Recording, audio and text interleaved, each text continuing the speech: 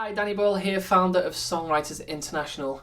Today we're going to be looking at the smash hit song by Shawn Mendes and Camila Cabello called Señorita. We're going to dissect it, look at what made this song so successful and how we can use the techniques that they've used to benefit us with our songs. So without further ado, let's jump straight in. So let's jump into the song by Camila Cabello and Shawn Mendes, which is called Señorita. Now this song was absolutely massive, got a lot of recognition globally, lot of airplay, and has accumulated over 1.5 billion streams on Spotify, also accumulated over 16 million purchases, sales globally. So this song was very successful, and it wasn't the first time Shawn Mendes and Camila Cabello teamed up together. They also did a song which was called I Know What You Did Last Summer, quite a few years back, so if you want to go and take a listen to that as well, that could be cool, just to see how they've already worked together, and you can now see how it's worked absolutely wonders with this song as well. Now I just want to talk about the trend that this song follows.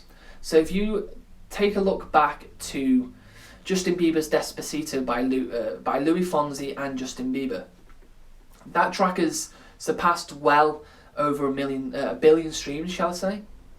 Also then we have a song which was by Ed Sheeran and Camila Cabello, which was South of the Border. We also had a track a couple of years back as well by Little Mix, which was of a similar feel.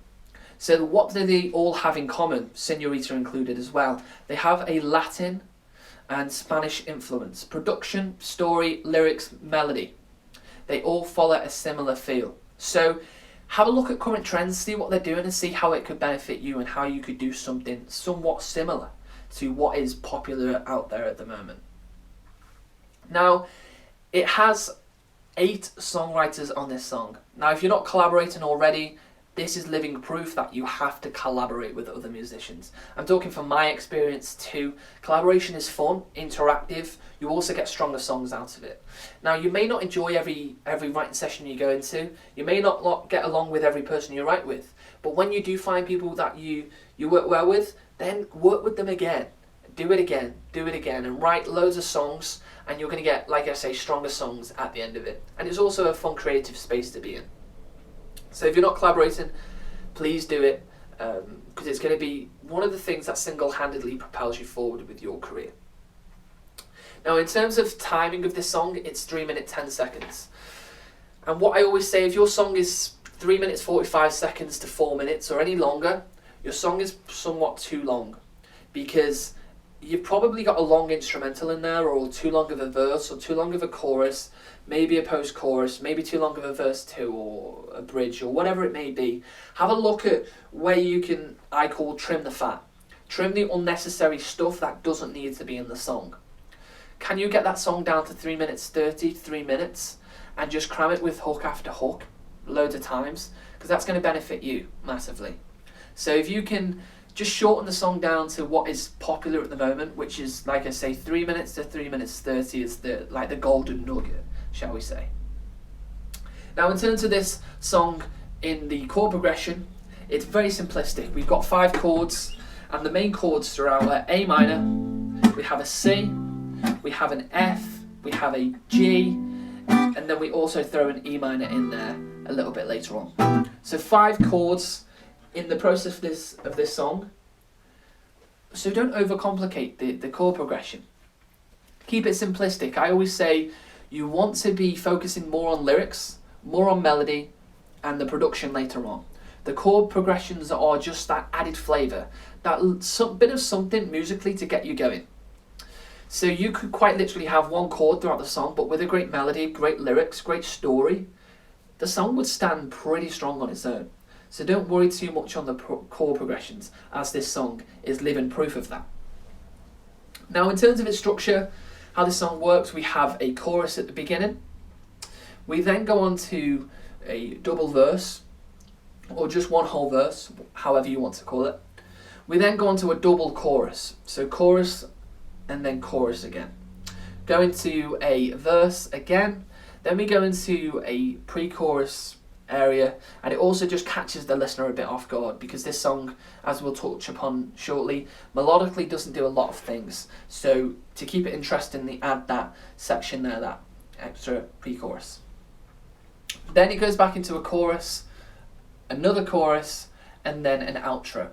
So what this song does really well is it gives you the hook a lot of times.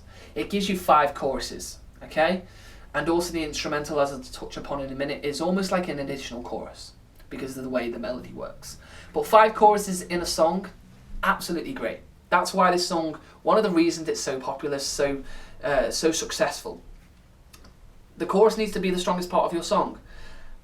And what I always suggest is trying to fit it in there as many times. You want it in there at least 3 times. If it's not, then see where you can put it in additional to where it's already existing. You want it at least 3, upwards to 6 times. If you can get it in 6, then that is great. Just purely because the listener's going to be getting the chorus quite frequently, and they're going to get picking up on that hook a lot quicker. Now the instrumental, what that does is almost like a subtle chorus, because it follows the melody of the chorus. Okay, so we have the ooh la la la, it's true la la la, ooh I should be running, ooh you keep me coming for ya. What the melody does in the instrumental is the da da da da da da da da da da da da, and follows the same melody before the chorus even comes in. So subconsciously the listener instantly picks up on that hook because they've heard it before. And when I've listened to it, I think, actually, hold up, that's subconsciously sat in the back of my head. When that chorus comes around, the lyrics, it's like, you've put it in cleverly. So what I would suggest, if you do have a instrumental, then try and do something that they've done here and give you that melody hook straight away without singing, without doing the melody with your vocal. Because the average skip time on Spotify is 7 seconds, you need to be engaging, interesting. So make sure that that beginning of the song adds value to the song, and it's not just an extra part which doesn't necessarily do anything. Really important to make the most of the instrumental if you do have one in there. Now, I'm just going to bring the lyrics up, because what this does in the chorus, this song, is really, really clever. Okay? So rather than the lyrics having a really near rhyme, what they do, and this technique is used, shall I say, a lot by Eminem in his music. And if you go listen to Lose Yourself by Eminem, after I give you this technique, you'll see how that uses the same technique to what this song uses. That's being used in rap, this is being used in pop. You can use it in country, rock, and so on, soul, jazz, and many other genres. But what they do is they finish the lyric on the same word. Same letter, shall I say. So you have Señorita, which finishes on the A. We have Need Ya, which finishes on the A. We also have La La La, which finishes on the A. We have again La La La, which finishes on the A. Then Ooh I Should Be Running, Ooh You Keep Me Coming For Ya. So I'm emphasizing the ya because it's the A it finishes on. So 1, 2, 3, 4, 5. 5 of the lines of the 6 of this chorus all finish on the A word. So, or A letter, shall I say. And only one of them doesn't. And then in there we also have some other hooks. So see how you can use that to benefit you and your music. Finishing on the same letter. Also what this does in this song is in that chorus we have a lot of oohs, we have a lot of la la las.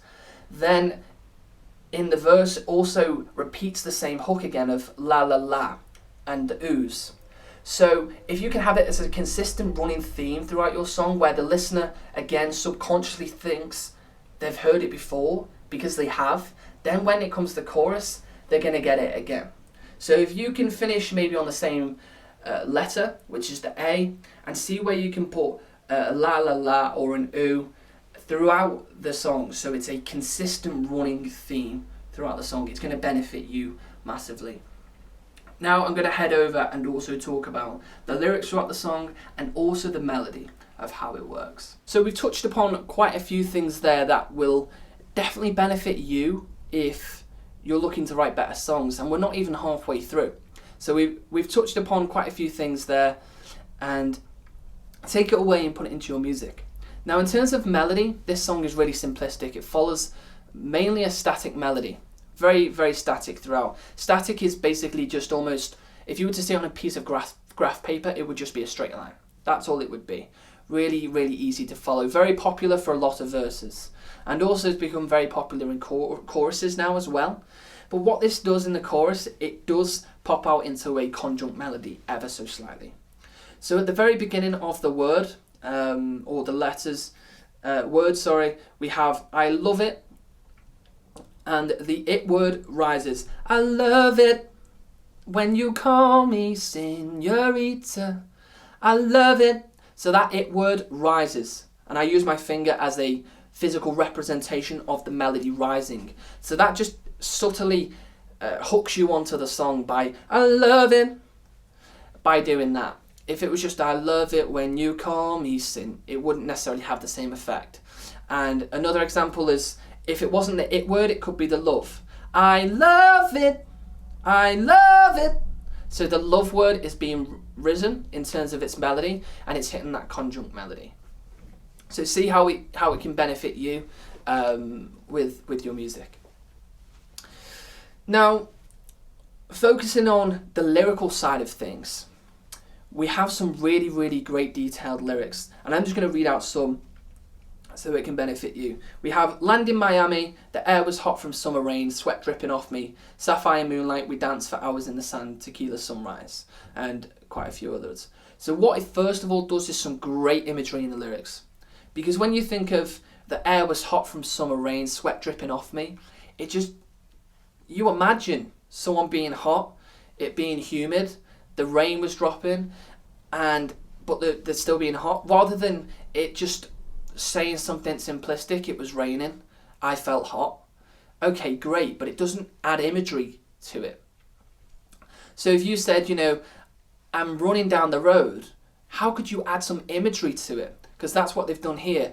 I was running, my feet were burning in my shoes, I was sweating, my top was sticking to me. It starts adding some imagery into the picture. Imagine you're painting a picture and you want to add as many colours, as much imagery to that picture that you're seeing, but in lyrical writing, and that's what that song does, or shall we say this song by Camila Cabello and Shawn Mendes does very, very, very well. Now also it has relation writing. Now what do I mean by relation writing? It's the process of relating things back to a bigger topic. So if I said water, what relates back to water? You would say river, flowing, drowning, ships, underwater, all those types of things. Drought, fire, all these things that relate back to water. Now what this song does is the air was hot from summer rain. So it gives you the idea of relating back to a topic, which is weather. You think of rain, you think of summer, you think of the air, you think of it being hot. Then the next line it says sweat dripping off me. That's what you relate back to the summer. That's what you relate back to getting hot. Okay, so it relates back to it. Now when you think of the weather, you also think of it being day and night. That's when it goes on to sapphire moonlight. So it talks about the idea of it being nighttime because the moonlight is out, which is really, really clever. You also think of tequila sunrise, which, if you think of sunrise and moonlight, they are the opposite of one another. So great opposite writing. Also, when you think of tequila sunrise, you think of it being an alcoholic cocktail, or at least I do. And what you relate back to having a drink is hands. You have to hold a glass or a cup. So that's how they relate back that way of writing. Then also in the pre-chorus after the second verse, it says, when your lips undress me, hooked on your tongue, oh, your kiss is deadly. So it talks a lot about the intimacy and the idea of your lips. So your lips, tongue, kiss, they all relate back to one another. Other songs that have this is Hot and Cold by Katy Perry, also Take Me to Church by Hosier, Shape of You by Ed Sheeran. They all use it. Let Her Go by Passenger. including this song, Señorita. So 5 massive songs that have used this exact same technique. If you're not using it, then I definitely recommend it. So in terms of its lyrical writing, really, really clever. And then it just falls off in that after that second chorus, where it's, all along I've been coming for you, and I hope it meant something for you. Call my name, I'll be coming for you, coming for you, coming for you, coming for you. So it's just a really nice way of the outro. It just, again, finishes a lot on the A letter. Throughout this song, it's a common theme is that A letter. Yeah, is throughout this song. It's scattered everywhere. We also, as I've talked upon, is the ooh la las. We have the oohs. It's a common running theme. And then, as I talked about, you've got the relation writing, you've got opposites of lyrics, you've also got static melody, but then with one of your words subtly punching it out. Also keep into that 3-minute 30 times stamp if you can. Trim that unnecessary stuff which is in there. Take away what we've talked about, put it into your music, and I can guarantee it's going to benefit you going forward. And make sure you get the production right. This song, in terms of production, was perfect, and it did the song wonders. Without the production, I don't think, again, it would be as strong as what it was. So make sure when you're ready with the track, but you know, I always suggest though, taking a song to the production stage when it is ready. But when it is, make sure you have an idea what you want in your head. This track is very Latin influenced. That's what they went for in the production, so making it work for you. Now I hope this has been a benefit for you in your music. It's going to help you go forward. Some new tips and techniques to take into your writing, and I've really enjoyed it. So I've been Danny Boyle here from Songwriters International, and I look forward to seeing you again soon. We have the subscribe button somewhere around here. If you want more tips on songwriting, then just hit that subscribe button. We also do courses here at Songwriters International regarding production, songwriting, social media if you're an artist. So if you'd like to know more, there's a link in the description for some more information. But once again, I've been Danny Boyle, founder of Songwriters International. This has been the songwriting tips for Camila Cabello and Shawn Mendes' song Señorita. Hope you've enjoyed, and I'll see you again soon.